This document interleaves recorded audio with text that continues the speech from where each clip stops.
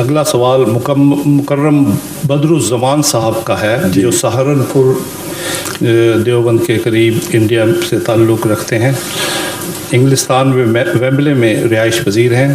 میں اب ان سے درخواست ان کا سوال ہے، وہ خود یہاں مائک پہ نہیں آنا چاہتے. اچھا ٹھیک ہے، یہاں تشریف فرما ہے. جی جی.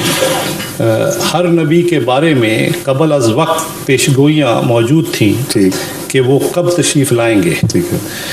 نیز یہ تعین کہ جغرافیائی طور پر وہ کس علاقے میں ہوں گے ظاہر ہوں گے. مثلا حضرت عیسیٰ کے بارے میں انجیل سے پتہ چلتا ہے کہ آپ کی پیدائش کے موقع پر ایک ستارے کی رہنمائی میں کچھ لوگ بیت لحم پہنچے. کیا حضرت مرزا صاحب کے بارے میں بھی کوئی ایسی پیشگوئی موجود ہے جس سے آپ کی بعثت کے علاقے کی تعین ہو؟ نیز آپ کی صداقت کے نشانات میں چند کا ذکر فرمائیں. صحیح رکھیں. آپ تو ان کی جگہ بیٹھ جائیں.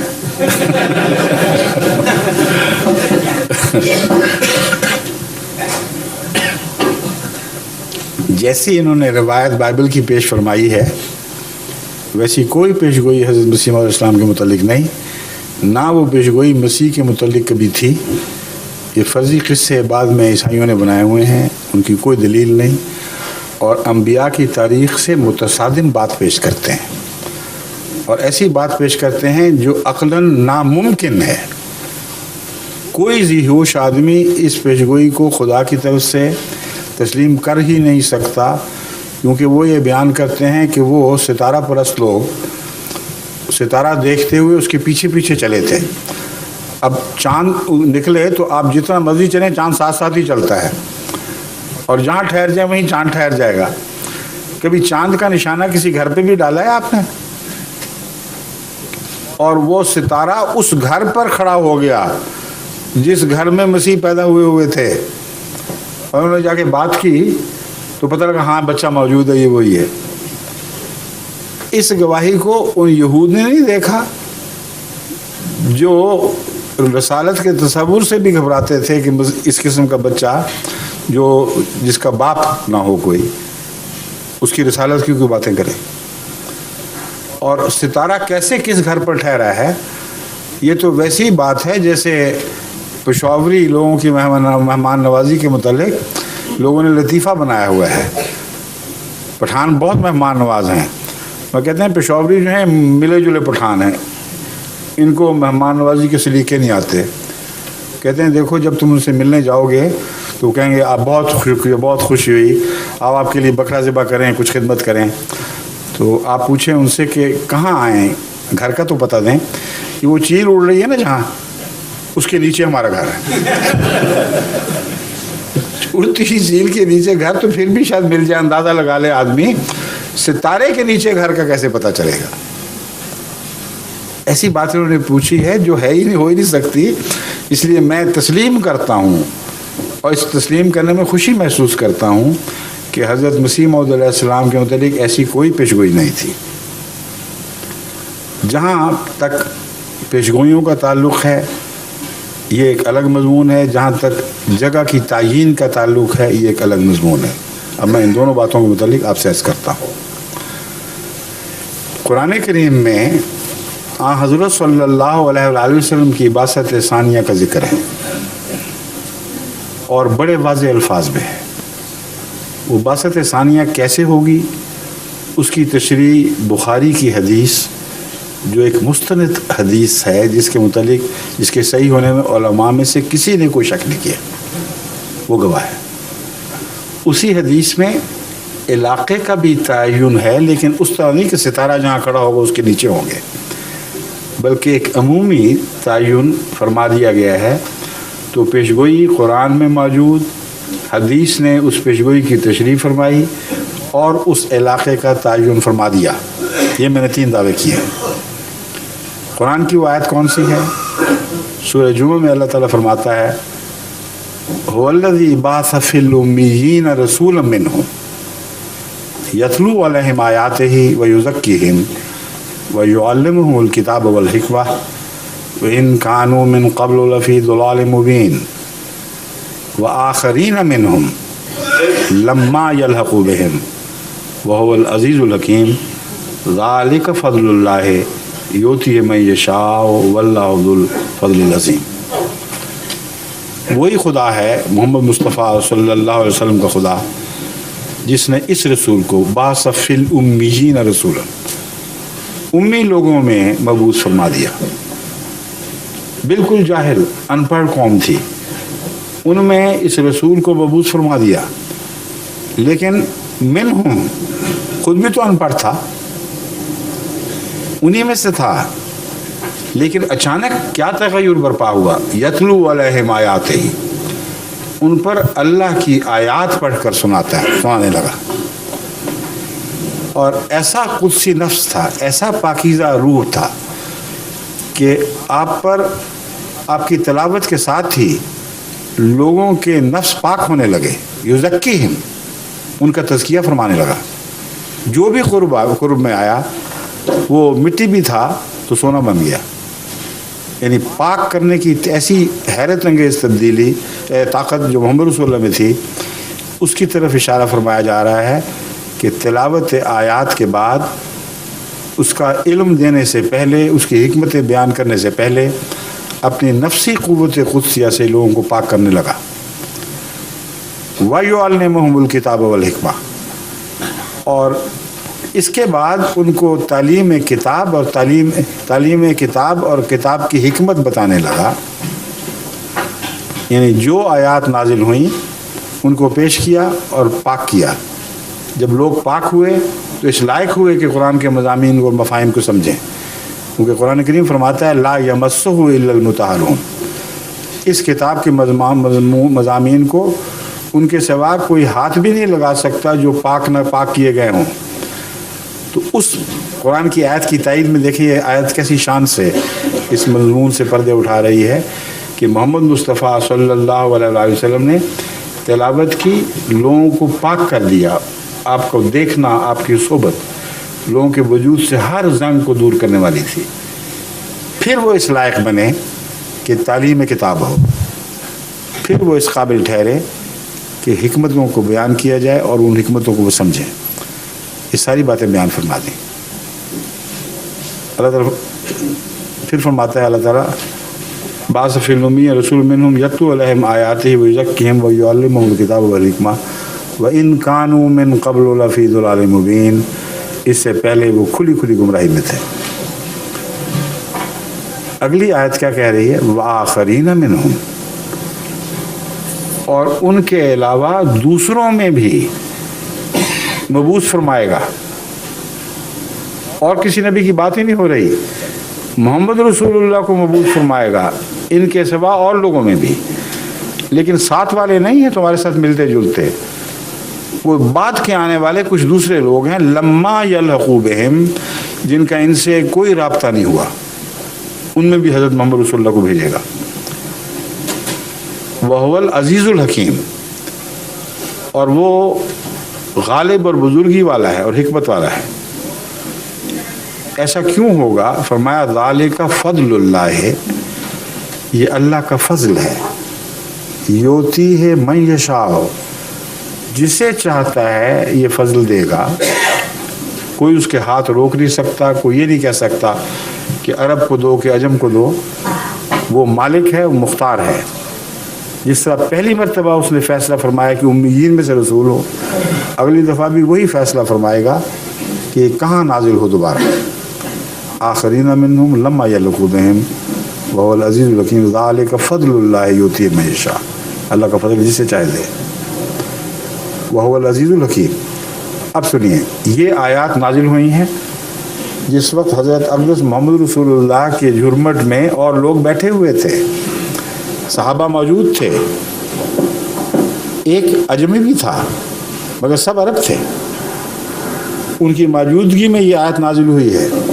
बुखारी शरीफ बता रही है कि ये इसका नज़ूल का वाक़या है और इसकी शान नज़ूल ये है, इस तरह नाजिल हुई। और इसके नाजिल होने पर सहाबा ने ताज्जुब से एक सवाल किया। सवाल करने वाले ने पूछा कि या रसूलुल्लाह, वो कौन लोग होंगे जिनकी बात की आयत कर रही है? یہ سمجھے کہ محمد رسول اللہ دوبارہ نازل ہوں گے، کیونکہ اور کسی نبی کی بات نہیں ہو رہی، اس لیے یہ پوچھا ہی نہیں کسی نے کہ کیا رسول اللہ آپ دوبارہ نازل ہوں گے، اس لیے کہ انڈرسٹوڈ سمجھا انہوں نے. یہ آیت کہہ رہی تھی کہ آخرین میں یہ نبی مبعوث ہوا ہے اور آخرین میں بھی یہی مبعوث ہوگا، تو یہ سوال کرنے کی ضرورت نہ سمجھی. فرمایا وہ کون لوگ ہوں گے، وہ کون سے آخرین ہیں جن کی بات ہو رہی ہے. 3 دفعہ جب یہ سوال دہرایا گیا، تیسری دفعہ آن حضرت صلی اللہ علیہ وآلہ وسلم نے سلمان فارسی جو بیٹھے ہوئے تھے ان کے کندھے پر ہاتھ رکھا یوں، اور کیا جواب دیا؟ لو کان الایمان عند الثریا لنالہ رجل من ہؤلاء. اور دوسری روایت میں رجال من ہؤلاء، ایک مرد کی بات نہیں، کئی ایسے مرد پاک ہوں گے جو یہ کام کریں گے. بس اس آیت کا یہ مطلب ہے. اب کیا آن حضرت صلی اللہ علیہ وآلہ وسلم سے بڑھ کر قرآن کی واضح آیات کی تشریح کوئی اور دنیا میں کر سکتا ہے؟ اور وہ تشریح جسے بخاری نے محفوظ کیا ہو، وہ تشریح جس پر نہ سنی نے اعتراض کیا نہ شیعہ نے اعتراض کیا. اور یہ تشریح ہے کیا، یہ بھی تو سوچیں. فرماتے ہیں لو کان الایمان عند الثریا، یعنی یہ واقعہ اس زمانے کا ہے، اس زمانے میں ہوگا جب کہ عملاً ایمان دنیا سے اٹھ جائے گا. اگر سریا پر بھی جا پہنچا، لنالہ رجل من ہؤلاء، اسے سریا سے واپس لے آئے گا ایک شخص جو ان لوگوں میں سے ہوگا. عرب کندھوں پہ ہاتھ نہیں رکھا، عجم کے کندھوں پہ ہاتھ رکھا ہے، اور جگہ کی نشاندہی فرما دی، زمانے کی تعیین کر دی، کیونکہ یہ ناممکن تھا کہ ادھر حضور اکرم صلی اللہ علیہ وسلم کا وصال ہوتا، ادھر ایمان سریا پر چڑھ جاتا، کچھ بھی باقی نہ رہتا. ایمان کو سریا پر چڑھنے میں بہت دیر لگنی تھی. رسول اللہ صلی اللہ علیہ وسلم فرماتے ہیں کہ پہلے 3 نسلیں تک تو نور ہی کی نسلیں ہوں گی، میرا نور زندہ قائم رہے گا. اندھیرا بعد میں آئے گا اور 1000 سال پھر اندھیرا رہے گا. تو یہ 1300 سال کے بعد ہونے والا واقعہ ہے جس کے متعلق کہا جا سکتا ہے کہ ایمان سریا پر چلا گیا. یہ مطلب نہیں ہے کہ مسلمان اسلام کا انکار کر بیٹھیں گے، یہ مطلب نہیں ہے کہ نمازیں چھوڑ دیں گے، اس لیے یہ مطلب نہیں کہ دوسری حدیث اس مضمون کو کھول کر بیان فرما رہی ہے. حضور اکرم صلی اللہ علیہ وسلم فرماتے ہیں سیاتی علی الناس زمان لا یبقى من القرآن من الاسلام الا اسمه ولا يبقى من القرآن الا رسمه مساجدهم عامرة وهي خراب من الهدى علماؤهم شر من تحت عظیم السماء. وہ زمانہ جس میں ایمان کے اٹھنے کی بات ہو رہی ہے، اس کی علامتیں، یہ کہتے ہیں علامتیں بھی تو بتاؤ. علامتیں یہ ہیں جو محمد رسول اللہ صلی اللہ علیہ وسلم نے خود بیان فرمائی ہیں. فرمایا جن آخرین میں میری بعثت ثانیہ کا ذکر ہو رہا ہے ان میں نہیں آؤں گا، کوئی میرا غلام آئے گا اور اس کا آنا گویا میرا آنا ہوگا، کیونکہ میرے مطیع ہوگا، نئی چیز لے کے نہیں آئے گا. کن میں سے ہوگا؟ عربوں میں سے نہیں ہوگا، اہل عجم میں سے ہوگا، کیونکہ ایک ہی عجمی تھا جس کے کندھے پر ہاتھ رکھا گیا. سلمان فارسی کہ ہم قوم ہوگا یا عجمی ہوگا، دونوں ترجمے آپ کر سکتے. اور پھر عجیب بات یہ فرمائی کہ وہ زمانہ جس میں ایمان سریا سے سریا پہ جا چکا ہوگا، اس کی علامتیں یہ ہیں لکان یاتی علی الناس زمان، ان لوگوں پر ایک زمانہ آئے گا کہ اسلام نام کا رہ جائے گا، الا اسمہ، اسم میں رہے گا، نام اسلام باقی نہیں ہوگا. ولا یبقى بالقرآن الا رسمہ، قرآن کریم تو نہیں اٹھے گا، اس کی تحریریں بہت ہوں گی، بڑی بڑی خوبصورت لکھائیاں ہوں گی، رسم ہوگی اس کی، مگر قرآن نہیں ہوگا. مساجد کا کیا حال ہے؟ فرمایا مساجد ویران نہیں ہوں گی، ہی عامرۃ، مساجد آباد ہوں گی وَهِيَ خَرَابٌ مِّنَ الْهُدَىٰ، ان کی ان لوگوں کی مسجدیں بظاہر آباد ہوں گی لیکن ہدایت سے بالکل خالی ہوں گی. وہاں سیاست کی باتیں سنو گے، اپنی مرضی کے قصے بیان ہوں گے، ایک دوسرے سے جھگڑے کی باتیں سنو گے.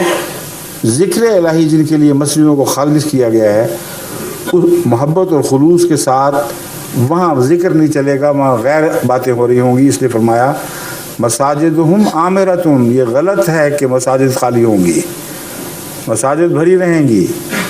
وَهِيَ خَرَابٌ مِّنَ الْهُدَىٰ، مگر حال یہ ہوگا کہ ہدایت سے خالی ہوگی. اب یہ ہے وہ مضمون کہ ایمان سلیہ پر اٹھ جائے گا. رسول اللہ صلی اللہ علیہ وسلم خود بیان فرما چکے ہیں. کوئی سوچے کہ چلو اچھا ہوا علماء تو باقی ہوں گے نا، علماء سے جا کے ہم دوبارہ ہدایت لے لیں گے. فرمایا یہ بات بھی بھول جانا. علماؤہم شر من تحت عظیم السماء، ان کے علماء آسمان کے پردے کے نیچے سب سے بدترین مخلوق ہوں گے، سب سے شریر مخلوق ہوں گے. منہم تخرج من عندہم تخرج الفتنہ، من عندہم تخرج الفتنہ وفیہم تعود، کہ فتنے ان سے پھوٹیں گے سارے. جو علماء جو تمہاری امتوں کی امت کے ہوں گے، تم سمجھ رہے ہوگے کہ یہ ہمارے لیے دین کا سہارا دینے والے لوگ ہیں، ہمارے دین کا قائم رکھنے کے ذمہ دار ہیں. منہم تخرج الفتنہ تو من عندہم، منہم نہیں، دونوں معنی تو دونوں کے ایک ہی ہیں، درست ہے عربی لیکن الفاظ یہی ہیں. من عندہم تخرج الفتنہ تو، فتنے انہی سے پھوٹیں گے. وفیہم تعود، اور انہی میں لوٹ کے واپس چلے جایا کریں گے. بار بار موومنٹ چلیں گی ان میں سے فتنوں کی، اور آخر میں پھر انہی میں واپس ہضم کر لیا کریں گے اپنی باتوں کو. آج کہیں گے تم دائرہ اسلام سے خارج، پکے بدماش، غیر مومن، تمہارا قدر جائز. دوسرے دنوں کے ہاتھ میں ہاتھ باندھ کر تصویریں کھنچوائیں گے کہ دیکھو امت ایک ہو گئی. ایک دفعہ کہیں گے کہ شیعہ مسلمان ہو ہی نہیں سکتے، بدترین مخلوق ہیں. دوسرے دن جنگ میں تصویریں چھپی ہوئی ہوں گی کہ شیعہ سنی لوگوں نے ہاتھ میں ہاتھ ڈالے ہوئے، لمبے لمبے جوبے پہنے ہوئے، کہ کل کی بات چھوڑ دو، اب ہم نے واپس لے لی یہ بات. ایک دن کہیں گے عورت کی سربراہی قبول ہو ہی نہیں سکتی، غیر اسلامی ہے، فتنہ پیدا کر دیں گے. دوسرے دن وہ فارن کمیٹیز کے سربراہ بن کے اسی عورت کے نیچے دنیا میں اس کی نمائندگی کی باتیں کر رہے ہوں گے. یہ تشریح ہے من عندہم تخرج الفتنۃ وفیہم تعود. اب باتیں کھل گئی ہیں، اس سے زیادہ آپ کیا چاہتے ہیں کھولنا؟ اور جہاں تک حضرت مسیح موعود علیہ السلام کی صداقت کے دیگر دلائل کا تعلق ہے، میں آپ کے سامنے بنیادی اصولی باتیں پیش کر چکا ہوں. وہ پہلے جواب میں یہ جواب آ چکا ہے، اس لیے کچھ انتظار کرتے ہیں، صرف 10 منٹ رہتے ہیں. میرے نزدیک اصولی جواب تو آ گیا ہے. تفصیلی باتوں کے لیے ہمارے پاس ویڈیوز، کیسیٹس، آڈیو کیسیٹس، کتابیں موجود ہیں. دعوت الامیر کی ایک کاپی ان کو دے دیجئے، ان کو پڑھیں گے تو انشاءاللہ ان میں کثرت سے مزید تائیدی صداقت مسیح موعود علیہ السلام کے نشانات مل جائیں گے. ٹھیک ہے.